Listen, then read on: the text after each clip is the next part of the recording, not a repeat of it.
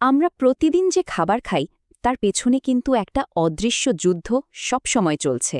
এটা দূষণের বিরুদ্ধে একটা যুদ্ধ, যা আমাদের স্বাস্থ্যকে সরাসরি ঝুঁকির মুখে ফেলে দিতে পারে। তো এই যে অদৃশ্য সব হুমকি, এগুলো থেকে আমাদের খাবারকে বাঁচানোর জন্য একটা খুবই শক্তিশালী প্রতিরক্ষা ব্যবস্থা দরকার। প্রশ্নটা শুনতে বেশ সহজ তাই না? কিন্তু এর উত্তরটা কিন্তু বেশ গভীর। প্রত্যেকটা খাদ্য উৎপাদনকারী কোম্পানিকে এই একটা প্রশ্নেরই উত্তর খুঁজে বের করতে হয়। কিভাবে তারা নিশ্চিত করে যে আমাদের প্লেটে যে খাবারটা আসছে সেটা আসলেই নিরাপদ? উত্তরটা হলো একটা দুর্গের মতো মজবুত প্রতিরক্ষা ব্যবস্থা তৈরি করা। আর FSSC 22000 হলো ঠিক সেই খাদ্য নিরাপত্তা দুর্গটা বানানোর একটা ব্লুপ্রিন্ট, বা বলা যেতে পারে একটা মাস্টার প্ল্যান। এটা কিন্তু শুধু কয়েকটা নিয়মকানুনের তালিকা না, এটা একটা মূল বুনিয়াদ কাঠামো। এই দুর্গটা মূলত তিনটা প্রধান স্তম্ভ বা পিলারের ওপর দাঁড়িয়ে আছে। প্রথমটা হলো এর ফিজিক্যাল ফাউন্ডেশন বা ভৌত ভিত্তি। দ্বিতীয়টা হলো একটা সক্রিয় প্রতিরক্ষার ঢাল, যা সবসময় কাজ করে। আর ৩ নম্বরটা হলো এর রক্ষক, মানে প্রশিক্ষিত মানুষজন আর তাদের সঠিক সরঞ্জাম। চলুন এই তিনটা স্তম্ভকে একটু ভেঙেচুরে বিস্তারিতভাবে দেখা যাক। তাহলে চলুন শুরু করা যাক প্রথম স্তম্ভটা দিয়ে, অর্থাৎ ভৌত ভিত্তি। একটা দুর্গের ভিত্তি যেমন মজবুত হতে হয়, ঠিক তেমনি একটা খাদ্য কারখানার কাঠামো শুরু থেকেই নিরাপদ হতে হবে। এর ডিজাইনটাই এমনভাবে করতে হবে যেন দূষণের ঝুঁকি গোড়াতেই একদম কমে যায়। এই ফাউন্ডেশনের আবার ৩টা মূল দিক আছে। প্রথমত, ফ্যাক্টরির চারপাশ এবং ভেতরের অবস্থা অবশ্যই পরিষ্কার আর সুরক্ষিত হতে হবে। দ্বিতীয়ত, কারখানার লেআউটটা এমনভাবে সাজাতে হবে যাতে কাঁচামাল ঢোকা, প্রসেসিং হওয়া আর তৈরি পণ্য বের হওয়ার রাস্তাগুলো যুক্তিসঙ্গতভাবে আলাদা থাকে।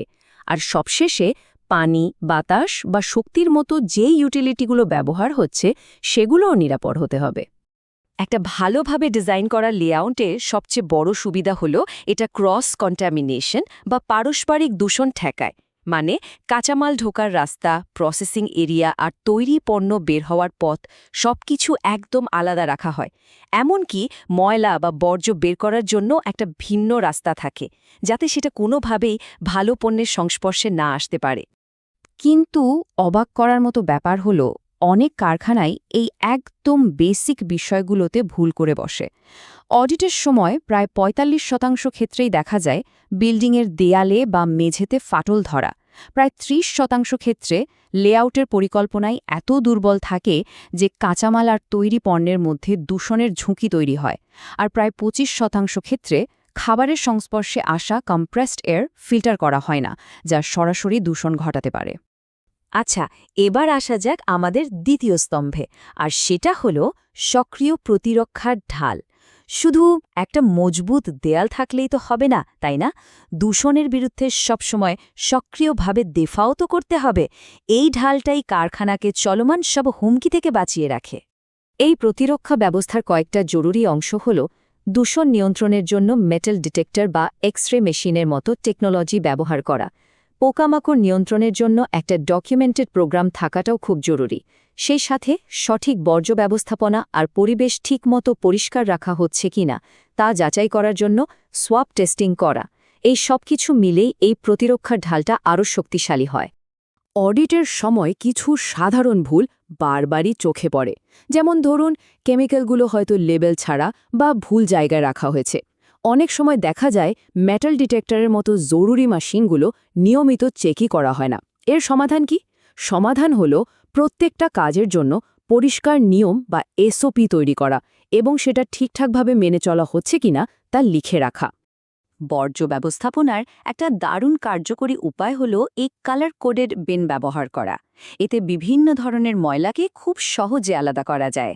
যেমন ধরুন, খাবারের বর্জ্যের জন্য সবুজ পেন, প্যাকেজিংয়ের জিনিসপত্রের জন্য নীল, আর খতরনাক কেমিক্যালের জন্য লাল। এই পদ্ধতিটা শুধু দূষণই ঠেকায় না, কর্মীদের কাজটাকেও অনেক সহজ করে দেয়। আর এখন আমরা চলে এসেছি আমাদের শেষ এবং সবচেয়ে গুরুত্বপূর্ণ স্তম্ভে, মানুষ এবং সরঞ্জাম। একটা দুর্গ যতই মজবুত হোক না কেন, যদি এর পাহারাদাররা প্রশিক্ষিত না হয় বা তাদের হাতে সঠিক হাতিয়ার না থাকে, তাহলে তো সেই দুর্গ অরক্ষিতই থেকে যাবে। খাদ্য নিরাপত্তার ব্যাপারটা ঠিক এমনই। তো এখানে সবচেয়ে জরুরি বিষয়গুলো হলো কর্মীদের জন্য একটা স্বাস্থ্যকর পরিবেশ রাখা, যেমন পরিষ্কার টয়লেট বা ক্যান্টিনের ব্যবস্থা। এর পাশাপাশি সঠিক পরিষ্কার পরিচ্ছন্নতার নিয়মকানুন, কাজের জন্য উপযুক্ত সরঞ্জাম আর সেই সরঞ্জামগুলোর নিয়মিত রক্ষণাবেক্ষণ এবং ক্যালিব্রেশন করা, এগুলো সবই কিন্তু ভীষণ জরুরি। প্রত্যেকটা বিষয় একটার সাথে আরেকটা জড়িত।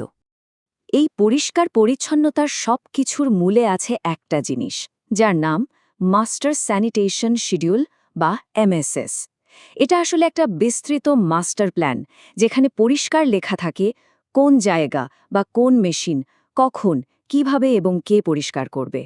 এটা নিশ্চিত করে যে কোনো কিছুই যেন পরিষ্কারের তালিকা থেকে বাদ না যায়। সরঞ্জামের রক্ষণাবেক্ষণের দুটো রাস্তা আছে। একটা হলো কিছু খারাপ হওয়ার আগেই ব্যবস্থা নেওয়া, আরেকটা হলো কিছু খারাপ হলে তারপর দৌড়াদৌড়ি করা। FSSC 2020 সবসময় প্রথমটার ওপর, মানে প্রতিরোধমূলক রক্ষণাবেক্ষণের উপর জোর দেয়। কারণ একটা মেশিন নষ্ট হওয়ার পর সেটাকে ঠিক করার চেয়ে সময় মতো সেটার যত্ন নেওয়া অনেক বেশি নিরাপদ আর কার্যকরী। আর সরঞ্জামের সঠিকতা নিশ্চিত করার জন্য ক্যালিব্রেশনের কোনো বিকল্প নেই। থার্মোমিটার, ওজন মাপার স্কেল বা পিএইচ মিটারের মতো খাদ্য নিরাপত্তার সাথে সরাসরি জড়িত প্রত্যেকটা যন্ত্রের, মানে 100% যন্ত্রের জন্য একটা ডকুমেন্টেড ক্যালিব্রেশন শিডিউল থাকতেই হবে। এখানে 1% ছাড় দেওয়ার কোনো সুযোগ নেই। তো আমরা দুর্গের 3টা পিলার নিয়ে তো কথা বললাম, কিন্তু FSSC 22000 আসলে শুধু একটা অডিট পাশ করার জন্য চেকলিস্ট নয়। এর আসল উদ্দেশ্য হল একটা শক্তিশালী খাদ্য নিরাপত্তা সংস্কৃতি বা কালচার তৈরি করা, যা ওই প্রতিষ্ঠানের সবার মধ্যে ছড়িয়ে পড়বে। দিনের শেষে এই সবকিছুর সবচেয়ে বড় প্রাপ্তিটা কি? সেটা হলো আস্থা। যখন একটা কোম্পানি প্রমাণ করতে পারে যে তাদের প্রক্রিয়াগুলো নিরাপদ, তখন সেটা তাদের গ্রাহক আর পার্টনারদের মনে একটা গভীর বিশ্বাস তৈরি করে। আর যে কোনো ব্যবসার জন্য এটাই তো সবচেয়ে বড় সম্পদ। তার মানে এই দুর্গটা শুধু বাইরের বিপদ আটকানোর জন্য নয়, বরং এটা এমন একটা সিস্টেম তৈরি করে যা নিজেই প্রমাণ করে যে নিরাপত্তা কোনো বাড়তি জিনিস না, বরং এটা তাদের সিস্টেমেরই একটা অবিচ্ছেদ্য অংশ। তাই শেষ প্রশ্নটা এটাই, কোনো প্রতিষ্ঠানের খাদ্য নিরাপত্তা ব্যবস্থা কি শুধুই কাগজে কলমে একটা চেকলিস্ট, নাকি এটা তাদের প্রতিদিনের কাজের একটা জীবন্ত সংস্কৃতি? আর এই উত্তরটাই কিন্তু বলে দেয় সেই প্রতিষ্ঠানের ভবিষ্যৎ আসলে কেমন হবে।